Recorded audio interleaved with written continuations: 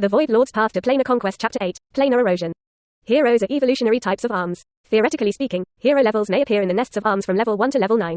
Such a hero. Rank soldiers are treasures to the Void Lord, and they are the best subordinates. Loyalty will not betray, and they also have growth. Of course, it is very difficult for hero-level soldiers to evolve. After all each evolution of S requires breaking through the racial upper limit. The appearance of Fenrir made Satra very excited, a 4th level hero-level unit. Satra is ready for total war. With Fenrir, it is also true that he is the son of this plane. What Satra has to do now is to recharge his batteries and integrate his strengths. Compared with the previous biological flesh and blood, there is one more condition in the recruitment conditions of the wild *** wolf, which is the divine material. Whether flesh is still a divine object, as long as it contains divine material. This condition is not harsh. You must know that there are not many other things in this plane, except that there is a lot of divine material. But judging from these divine materials, the value of the Kangri plane is higher than that of ordinary low-level planes. If Satra is willing to take it. If this plane goes to a lower plane, there will definitely be a bunch of lords willing to change. You must know that divine materials already contain rules, which are scarce in many other planes. So every such letter, the plane dominated by God is a big piece of fat for the Void Lord. Satra knew that there is a high plane called Farron, and this plane is a world dominated by belief in gods. I don't know how the plane coordinates leaked, attracted the attention of a large number of Void Lords. It is said that there seem to have been more than 10 Void Lords invading this plane. Therefore, Satra must strictly control the information, and must not leak the information of this plane until his own strength is sufficient. Otherwise, I will definitely be attacked by a bunch of Void Lords, and it is not the current sub-lord, but the Star Sea territory. High-level lords such as Lords and Moon Lords. At that time, it would be difficult to escape. Void is a place where strength is concerned, and he still understands the truth of the innocence and the guilt. The arrival of Fenrir made Satra plan to carry out his plan of plane erosion in advance. Originally Satra planned to wait for his own territory. Let's talk about it later. But now, he is ready. The so-called plane erosion plan is that Satra intends to make sacrifices to induce the will of the Void, so that the Void will erode the northern wilderness. Complete. To actually deal with the king of this plane, he can't fight in his home field. Only in the Void can Satra's strength be maximized. Soon, Satra issued an order to Tessis to give him the blueprint of the Void sacrifice altar, so that he could build it as soon as possible. There is another important reason why Satra let Tessis lead the Northern Wasteland as the nominal lord of the Northern Wasteland. He needed a titular lord of the Northern Wilderness and used his name to make sacrifices. Only in this way can Baywang be brought into the embrace of the Void before the will of the plane of the sky can react. Although Satra can avoid the gaze of the will of the plane, once the sacrifice circle is activated, it is equivalent to exposing himself to the plane. Under the will, it can be expelled by the will of the plane before the summoning can be completed. Tessis is very efficient. After all, he is now the Lord of the Northern Wilderness, and his will is executed the fastest here. In a few days, the altar was ready. The altar was built in the center of Baywang City. Tessis didn't know what it was for, but he didn't dare to have any doubts about Satra's order, which he carried out very succinctly. The whole of the altar is made of stone, and it is covered with mysterious and strange runes. These are all spells composed of void words. And the sacrifices needed for the entire altar have long been available, and yes, the corpses after the previous war.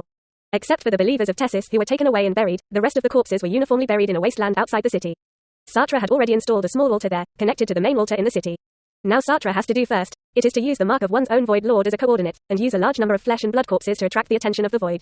Then let Tessis lead the will of the Void in the name of the Lord of the Northern Wilderness. Finally, Satra drives the sacrifice runes to sacrifice the Baywang. Let the Void invade and devour the Northern Wilderness. Once successful, the land in the Northern Wasteland will be transformed into a Void environment. At this time, Satra can use the Northern Wilderness as the home field to gradually devour the entire plane. Of course, the reason why this can be done is because the current Tessis is the nominal Lord of the Northern Wilderness and is recognized by the vast majority of people. This also makes the will of the plane acquiesce him as the Lord of the Northern Wilderness, although Tessis has not yet condensed the priesthood of the Lord of the Northern Wilderness. When everything was ready, Satra summoned Tessis. This time, Satra was ready to tell him who he really was.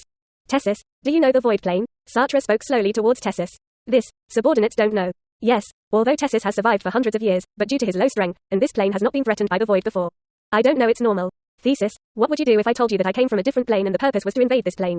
After Satra finished speaking, there was no expression on his face, and he looked at Tessis. Tessis had long guessed whether Satra came from another world. At first Tessis thought Satra was the resurrection of the sleeping god, but as time went on, the strength shown by Satra made Tessis a little incredible. Coupled with the weird troop lair, Tess already had the answer in his heart. After all, as a god, although he does not know the existence of the Void plane, it is not that he has never seen creatures from other worlds. It's just that he has seen alien creatures that seem to have strayed into the plane of the sky.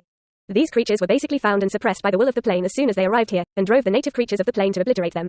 He had never seen anything like Satra, and judging from the current situation, Satra doesn't seem to plan to hide himself. Tessis glanced at Satra secretly, and saw that he had been looking at him. An invisible pressure hung over him, and he knew he had to make a choice. After pondering for a while, Tessis said to Satra, the subordinate is willing to die for the master, even if he invades the plane. Tessis agreed very decisively, because there was no way, he was imprinted by Satra with the Void mark, life and death have long been out of his hands. And his current strength and power are getting bigger and bigger.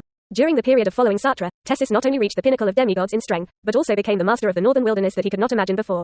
He didn't want to give up all this. Very good, Tessis, you have made the right choice. I will recite these words on the altar tomorrow in the name of the Lord of the Northern Wilderness. Satra's heart moved, and a message passed into Tessie's mind through the imprint. Tessis accepted it, and said simply, Master, your subordinates understand. You must act according to your instructions. When Tessis decided to take refuge in the Void, the next thing to do was straightforward. There is no confusion inside. You ask Satra why he believes so much that Tessis will do as he orders. It's very simple, the void mark's effect is much stronger than imagined. If Tessis has other thoughts, Satra can directly control his body, including his soul, and he can also use the will of the void at that time. Finally, the time came, and the entire Beiwang city was gathered in the center of the city, all kneeling in front of the altar to pray. Tessis had already stood on the altar, and Satra appeared in front of the believers of Tess for the first time. In the past, the believers of Tessis had only heard that their gods had taken refuge in His Majesty a true god, but they had never seen Satra. They looked at this young man with long horns on the top of his head and black eyes and skin. Although it looks ordinary, when you feel it carefully, you can feel a powerful majesty and an unparalleled pressure from him. This kind of feeling has never been felt even in his own respected gods. They didn't dare to have any thoughts, and their bodies knelt down on the ground more devoutly. Recite the teachings of Tessis and pray to him. Feeling the power of belief from the believers soaring, Tessis took a deep breath. Started to read the words that Satra passed on to him. The omnipotent void, you are so powerful, you are everywhere, you are the terminator of all things, and you are the creator of all things. The humble I am praying here, I hope you will set your sights on this place. This is the void prayer, as long as there are enough sacrifices, plus void items. You can summon a trace of the projected will of the void. Don't think it's just a trace of projected will, you must know that this trace of will can easily break through the will barrier of the secondary plane and erode the plane. In line with Tess' prayer, the Lord's mark on Satra's hand lit up, and he activated the small altar outside the city. In an instant, the cemetery outside the city was shrouded in a thin layer of grey light, and beneath the surface, the buried corpses seemed to be eroded by some kind of force. And all began to decompose. In a short while, all the tens of thousands of corpses turned into a grey energy and attacked the center of the city. And because the corpse disappeared, a huge hole was created in the cemetery. Satra saw the grey light energy coming, and immediately opened the main altar. And motioned Tess to continue reading the words just now. Tessis hurriedly continued to recite the void prayer. With the prayers of Tessis, the clouds above the entire Beiwang city began to twist, and it seemed that something was attracted. This means that the will of the void has been attracted, and you reading www.ukanshu.com is breaking through the plane barrier. And the sky also began to sound with bursts of roaring thunder, the clouds appeared brilliant colors along with the thunder, and an invisible pressure enveloped the city. This is the plane will of the Kang Sun plane that felt the invasion and woke up. The believers under the altar had never seen such a bizarre celestial phenomenon, and they all acted in terror, but they did not dare to move, and could only pray to the gods more devoutly. Seeing this, Satra immediately stood on the main altar, and let Tessis stand aside to continue praying. Taking advantage of the confrontation of the two wills, he launched a sacrifice, and the grey energy turned into a beam of light and rushed into the distorted clouds. Boom! The thunder in the sky became louder, and a strong wind blew in the city.